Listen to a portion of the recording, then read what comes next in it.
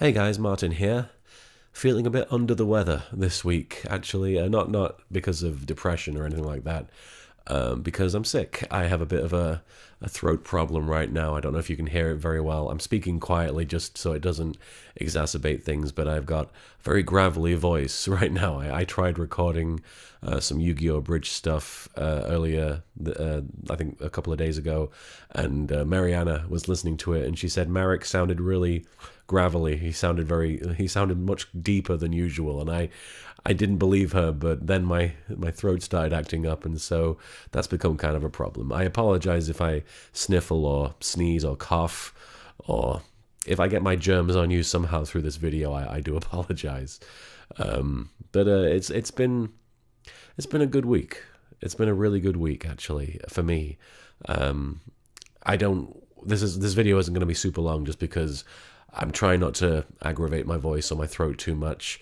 I'm trying to be very quiet if I can. So I apologize if this isn't a very long entry. But I wanted to talk about one thing in particular.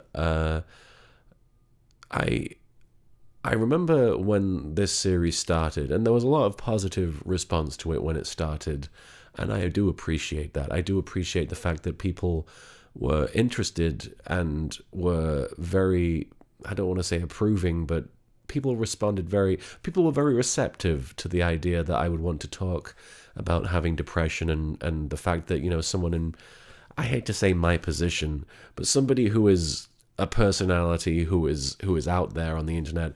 I mean, I have a following. That I'm not going to say that I'm super famous. I'm definitely not.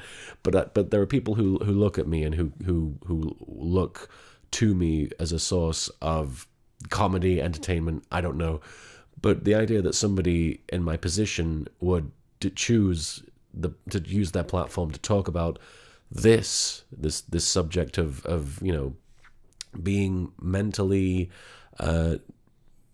down, being sort of broken on the inside a little bit, would people were very receptive to it for the most part, and that's what matters, is that so many people were okay with it. I'm blown away that people didn't just dismiss it as something that, it was self-indulgent, and it was a little bit.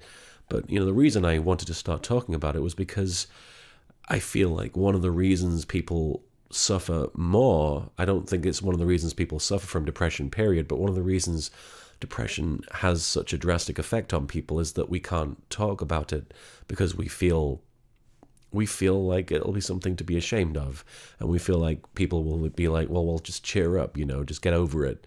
And I understand that. I understand both sides of that. So one of the reasons that I started making We're Still Here was to encourage people to talk about it.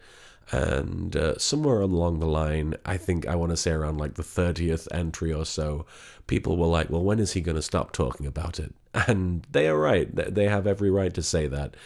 And they have every right to wonder why I would spend an inordinate amount of time. It's not a huge amount of time, but it's more time than a lot of people would spend making videos about this sort of thing. Why is he still doing it? Was a question I heard a lot, and I still see to this day. And I don't feel bad about that. I don't feel insulted. I don't feel personally attacked. I feel a little bit sad just because at the end of the day, these videos aren't hurting anybody. I don't think they're not distracting me from my work. I do them in my spare time. I do them on my day off, and I personally don't feel like there's any reason why I shouldn't talk about it. I understand that it might change people's perception of me, but that's okay. I'd rather people's perception of me be changed by who I really am than be changed by something that is completely imaginary and fabricated and is something that I've forced them to believe just at the expense of the real me. This is the real me at the end of the day. This is me. I present myself, at conventions and in videos, in other videos that I do as an entertainer. I present myself as a personality, and it's very artificial. It's very forced, but this is me. I have the lighting equipment up right now, and I have a camera pointed at me, but aside from that, I very rarely try to be me. So when I see people being like, why is he still doing this? I mean, sometimes it's a bit sad just because, it's a shame that the one time that I'm myself is the one time that it seems to frustrate people that I'm creating content. But I do understand it. I understand that people would rather see a more positive side of me, and I'm trying to do that in these videos as well. At the same time, there are a lot of people that this is the one thing that upsets me a little bit, and I don't feel attacked, and I don't want to tell these people off. I don't want to discourage them from saying this, because at the end of the day, they're not too far off the mark. There are a lot of people who say that it's just a video series of me whining about how I want to kill myself. And I don't think that's necessarily true all the time, but it's true enough of the time for them to be justified in saying it. And I don't want you to feel discouraged from talking about that. That's the main thing that I worry about, is if you see people responding to these videos or responding to a post about me in general, if you ever hear somebody saying, well, Little Karibo, he was a guy who used to be entertaining, I don't know, whatever I used to be to people, they always end up saying, like, well, now he's the guy who whines and talks about killing himself in videos. And, well, that's okay to me. If that's what I am to them and they've dismissed that and they've discounted that, I mean, that's their call to make. But I don't think you should feel at any point that you shouldn't feel discouraged from talking about this stuff. That's my main concern with that, is that when you see people saying those things, that you might have your mind changed. You might be more averse to opening up about this if random people on the internet are gonna be down on you for it. But that's not, you shouldn't be discouraged from being real. And I don't want you to ever feel that a stranger saying something like that about me has ever discouraged me from doing this. It's just made me think about it.